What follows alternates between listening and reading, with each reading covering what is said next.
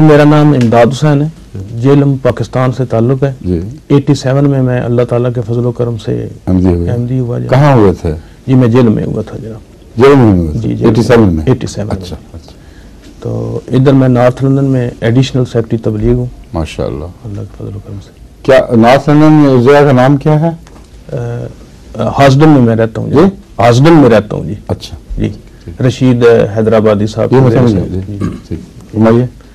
جناب میرا سوال حضور یہ ہے کہ اکثر غیر جماعت مسلمان جو کہ قرآن کریم کے متعلق یہ عقیدہ رکھتے ہیں کہ قرآن کریم کی بعض آیات منسوخ ہیں، میں اس بارے میں پوچھنا چاہوں گا اور یہ بھی عرض کرنا چاہوں گا کہ قرآن کریم کی کس آیت سے انہوں نے یہ استدلال لیا ہے؟ قرآن کریم کی کسی ایک آیت سے استدلال نہیں لیا، لیکن ایک جو وہ عام طور پر پیش کرتے ہیں اصولاً وہ یہ ہے کہ وما ننسخ من آیت او ننسبھا، کیا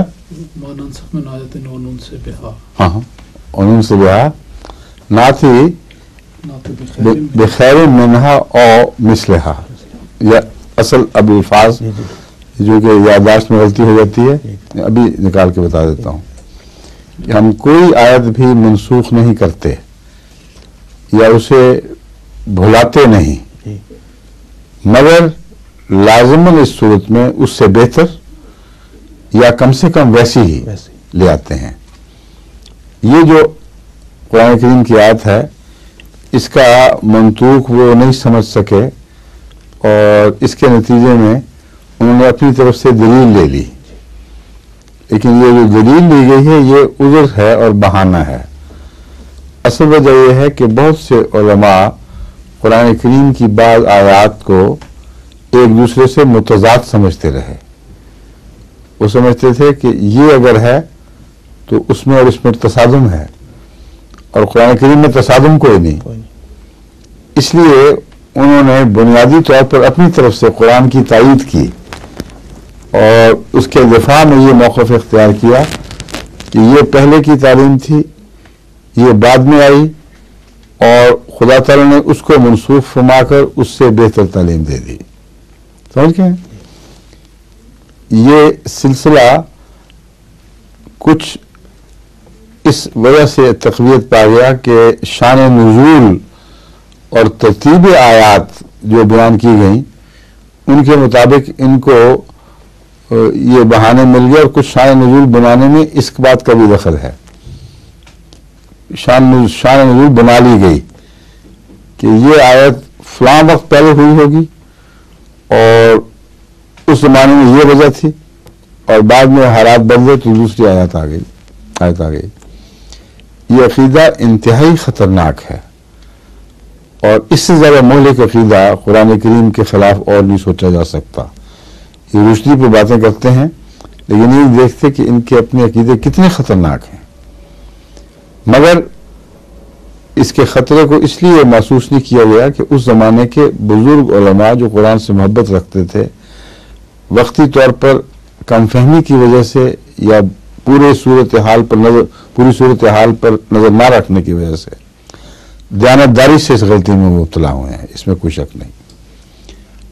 اور بڑا طبقہ ایسا جو دیانتداری سے اس غلطی میں مبتلا ہوا ہے۔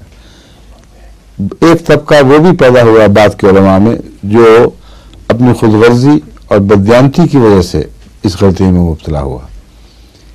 ایک فرقے نے اپنا موقف پیش کیا، دوسرے نے اس کے مقابل پہ آیت رکھی تو کہہ دیا کہ یہ اس سے منسوخ ہو چکی ہے، اور اس طرح ناسخ منسوخ کے سلسلے میں جو انسانی کجی تھی اس کو اور تقویت دے دی۔ اس کا آغاز تقریباً 500 آیات سے ہوا ہے، اندازہ کر لیں 500 آیات بیان کی جاتی ہیں ابتدا میں، جن کو 500 آیات نے منسوخ کر دیا، تو 1000 آیات مشکوک ہو گئیں۔ اس شک پہ سے ایک پہلو سے پردے اٹھے اور ایک پہلو سے پردے اور گر پڑ گئے۔ اس طرح کہ جب بعد کے بعد علماء نے غور کیا تو انہوں نے کہا یہ تو تضاد تھا ہی نہیں، یہ تو پچھلے علماء کی کم فہمی تھی۔ تو انہوں نے حل کر لیا مسئلہ، ان کا کوئی تضاد نہیں. اس پہلو سے کچھ آیات سے پردہ اٹھ گیا، لیکن یہ مزید شک پڑ گیا کہ قرآن تو کہتا ہے لا ریب فیہ ھدی للمتقین، تو یہ کیا ہے کہ ریب کے پردے پڑ رہے ہیں اور بعد میں اتفاقاً لوگ اٹھا رہے ہیں اور احتمال موجود رہتا ہے. اگر احتمال کو تسلیم کر لیا جائے تو یہ شک تو نہیں اٹھ سکتا. پھر احتمال کا مطلب ہے اس بات کا یہ ہونا ہو سکتا ہے، یہ بات ہو سکتی ہے، اس کا ہونا ممکن ہے کہ قرآن کریم کی بعض آیات نے بعض دوسری کو منسوخ کیا ہو.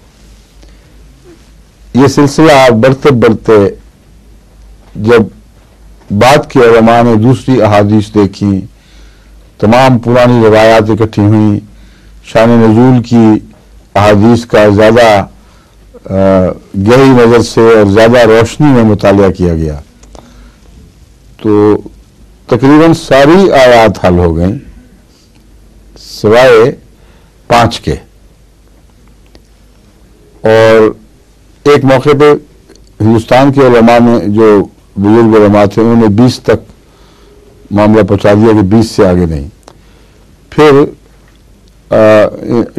کیا نام تھا شاہ ولی محدث دہلوی، انہوں نے صرف ان کا کمال نہیں کہ انہوں نے صرف 5 رہنے دی، وہ ایک تاریخ سے وہ قصہ پا رہے تھے، جو آیت حل ہو گئی وہ اس میں ان کی محنت کا دخل نہیں تھا، مگر انہوں نے پھر مزید کام کو آگے بڑھایا اور 20 کی بجائے 5 قرار دے دی کہ 5 تو یقیناً ناسخ اور منسوخ ہیں، باقی سب اب 500 سے 5 رہ گئی ہیں.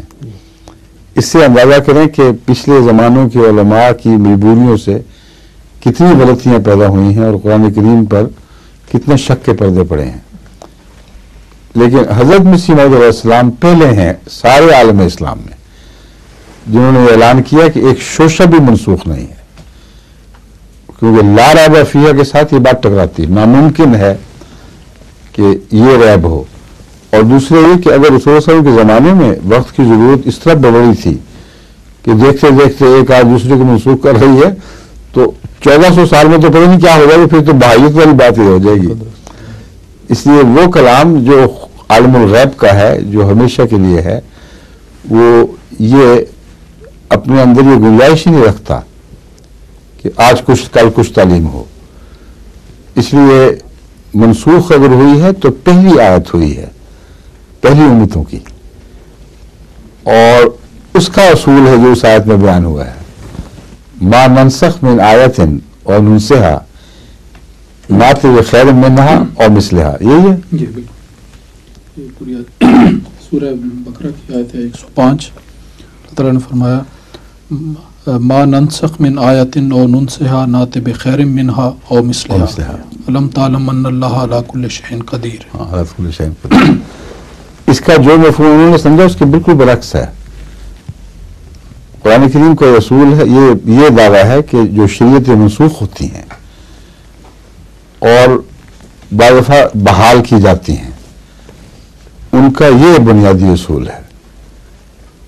کبھی بھی خدا کسی آیت کو، اور ایک آیت ہو یا زیادہ ہو، یہ محاورتاً ایک آیت کہا جائے تو مطلب ایک کو بھی نہیں، بس مختلف شریعتوں میں جب بھی تنسیخ ہوئی ہے تو اس شارع نبی کے ذریعے نہیں ہوئی، ورنہ تضاد پیدا ہو جاتا. آنے والے نبیوں نے پہلی شریعت کے اس حصے کو منسوخ کیا ہے جو اپنے زمانے میں پیچھے رہ گیا تھا اور آئندہ آنے والے نبی کے دور میں اس کی ضرورت نہیں تھی. اس سے بہتر تعلیم آئی ہے تو منسوخ ہوا ہے. اور یہ نہیں ہو سکتا کہ خدا تعالیٰ اپنے ایک ایسے فیصلے کو جو اپنے وقت کے لحاظ سے بہترین ہو بے وجہ بدل دے. تو تبدیلی اگر کی گئی ہے تو آنے والے شاہ نبی کے ذریعے کی گئی ہے. اور تبدیلی کا اصول یہ ہے کہ پہلی تعلیم میں اگر وہ زمانے کے لحاظ سے پیچھے رہ گئی ہے تو اس سے بہتر تعلیم اس زخم کو دور کر کے جو زمانے کی وجہ سے پیدا ہوتا ہے پیش کر دی جائے، تاکہ ایک خوبصورت چیز نسبتاً کم خوبصورت کی جگہ لے لے.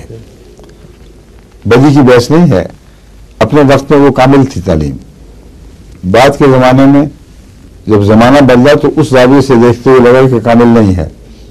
ایسی بات ہے جیسے ایک ماں کے بچے کو کپڑے بالکل فٹ آتے ہیں, بہت ہی پیارے لگتے ہوں, اور وہ 2 سال بڑا ہو جائے تو کوئی کہے کہ ماں کو کہ تم بڑی بیوقوف ہو, تم کپڑے کیوں بدلا رہی ہو, یہ پہلے اچھے نہیں لیے تھے, تم نے غلط کپڑے لیے تھے. تو ماں کو کہ تم پاگل ہو, یہ بچہ بڑھ گیا ہے. وہ کپڑے اس زمانے کے لحاظ سے بہترین تھے, اب اس زمانے کے لحاظ سے یہ کپڑے بہترین ہیں, تو کپڑوں میں کوئی بھی نقص نہیں. ایک بڑھتی ہوئی ضرورت کے پیش نظر یہ تبدیلی ضرورت بیانی یہ مفہوم ہے جو قرآن پیش فرما رہا ہے کہ جب ہم تبدیل کرتے ہیں تو کسی حسن کی وجہ سے اور ضرورت کی وجہ سے تبدیل کرتے ہیں, ایسی صورت میں بہتر تعلیم ہوتی ہے. اور ننسہا یا وقتی طور پر لوگ اپنی شریعت کی بعض آیات کو بھول جاتے ہیں اور اللہ بھولنے دیتا ہے ان کو, اور آنے والا نبی نئی شریعت تو نہیں لاتا مگر اس تعلیم کو بحال کر دیتا ہے.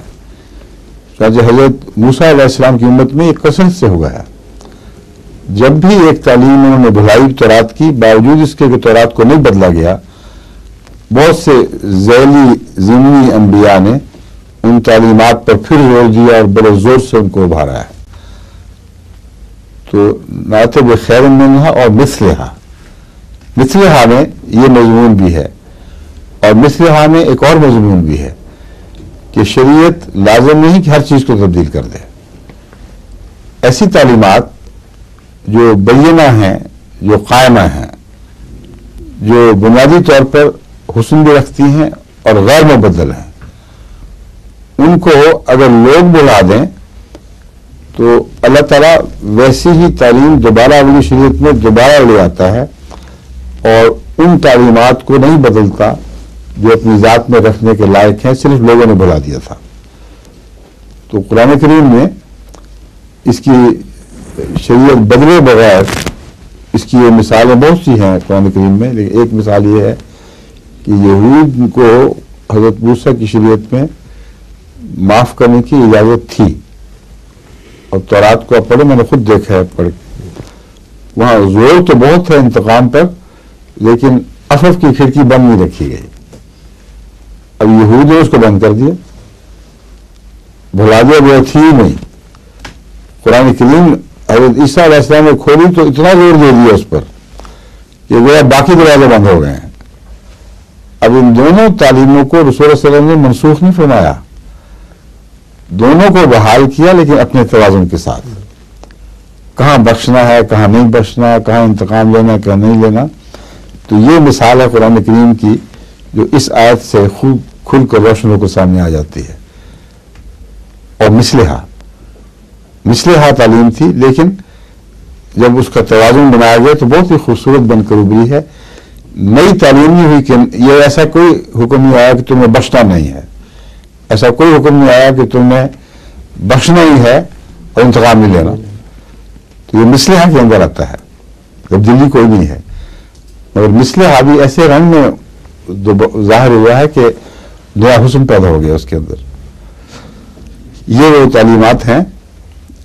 اس کے اندر ایک پہلو اور بھی ہے جو زائد والا بھی ہے, نعت بخیر منہا والا, کیونکہ اس توازن کے ساتھ ایک اور شرط قائم فرمائی گئی ہے جو پہلی شریعتوں نے قائم نہیں کی تھی. وہی شرط یہ ہے کہ معاف کرنے کا حق جس طرح حضرت موسیٰ نے بھی دیا تھا, عیسیٰ نے بھی دیا, حضرت عیسیٰ علیہ السلام نے زیادہ زور دے دیا, مگر موجود تھا. اسلام نے یہ تعلیم تو جاری رکھی مگر ایک اس میں اضافہ کر دیا, وہ یہ ہے کہ معاف کرو تو ایسی شرط, اس شرط کے ساتھ کہ اصلاح ہو, اگر نہیں تو معافی کی بھی اجازت نہیں. یہ حیرت انگیز شرط ہے. معافی گناہ کو پروموٹ کر سکتی ہے, اور معافی انسان کے اندر حیرت انگیز پاک تبدیلی بھی کر سکتی ہے. تو محض معافی کی بحث نہیں ہے, وہ معافی جو حسن خلق پیدا کرے وہ کرو تو اللہ تم سے راضی ہوگا, لیکن شرط یہ ہے کہ ضرور اصلاح پیدا کرے, اگر نہیں تو پھر تمہیں معافی کی بھی اجازت نہیں. من عفا و اصلح, فضلہ اللہ، جو عفا کرے اور اصلاح، یہ شرط ہے، بخشے مگر اصلاح کی شرط کے ساتھ، اس پہ اللہ بہت راضی ہوگا۔ تو یہ مضمون تھا اتنا عظیم الشان جو اس آیت میں بیان ہوا ہے، اس کو قرآن کے خلاف استعمال کر لیا، اندازہ کرے کلیہ بگاڑ کے رکھ دیا، سمجھ گئے؟ جی بالکل، جزاک اللہ۔ سمجھئے؟